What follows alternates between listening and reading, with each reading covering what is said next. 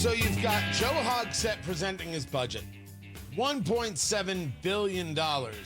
I believe $1.65 billion of that is to teach his staff not to abuse women.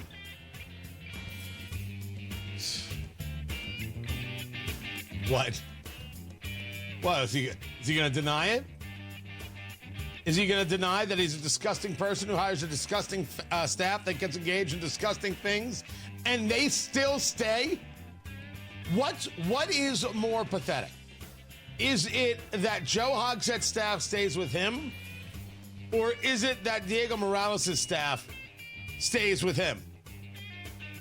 I mean, there's an argument to be made here that one is indeed more pathetic than the other. I mean, we can play the game that has been sweeping the nation, ladies and gentlemen.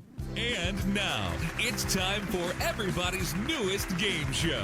What's More Pathetic? It's a show where we take more than one pathetic thing, compare them, and you decide what's more pathetic. And now, ladies and gentlemen, it's your host, Mr. Tony Katz. Thank you. Thank you. No, please keep your pants on, ladies. This isn't the Family Feud. Thank you. Thank you. Good to see you. I have been doing that. That goes back to my days of doing weekends in St. Louis. The voice there is actually of Kane. If you know the name Kane, that's Dana Lash's producer. When I was doing weekends, he was my weekend producer as well, and he was doing Dana before Dana moved to Texas and everything. So that's Kane. That's how old that is. That's how long I've been doing that. I don't know. I don't know if it is indeed people who have stuck with Joe Hogsett or people who have stuck with Diego Morales. I will admit, the Hogsett people are at least more quiet. Lindsay Eaton going full Tokyo Rose is not something I had on my bingo card. What a place. What a place. The $1.7 billion budget. 4% spending cuts across many city agencies protecting public safety. This due to revenue funding changes that come from the state. At least that's how it's described. The state might agree or disagree, I would argue, with that. How does a city deal with quote-unquote revenue shortfalls? It's a great question. How do you deal with these things? The one thing that the city has always discussed, where I think they actually have an argument, is people from other places drive into the city to work in the city. How come they aren't responsible for some of the upkeep of the city?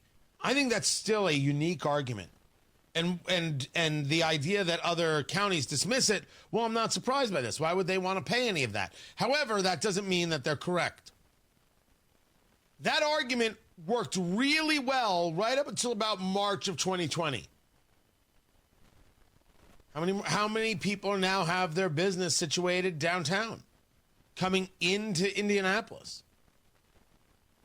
So would that number now go down because less people are coming? Working from home, changing locations, all sorts of things.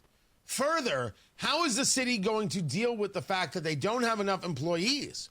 There's this whole conversation that if you are a city employee, you have to live in Marion County. I didn't know this.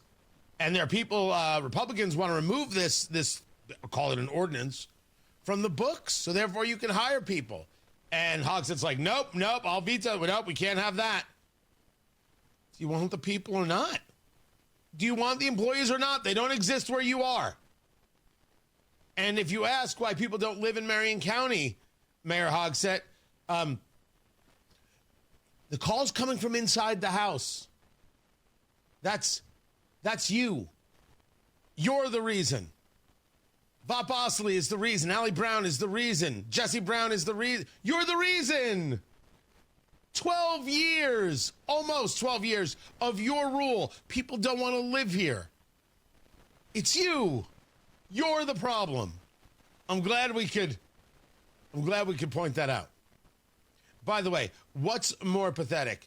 Jesse Brown being a Marxist or Jesse Brown wearing a keffiyeh? And now, it's time for everybody's newest game show. What's more pathetic. We'll just say Jesse Brown and move on with our day. From politics to hate, that guy is unrivaled. But the people who stay with Joe Hogsett, that's something else. That is something else. Tony Katz, 93 WIBC. Good morning.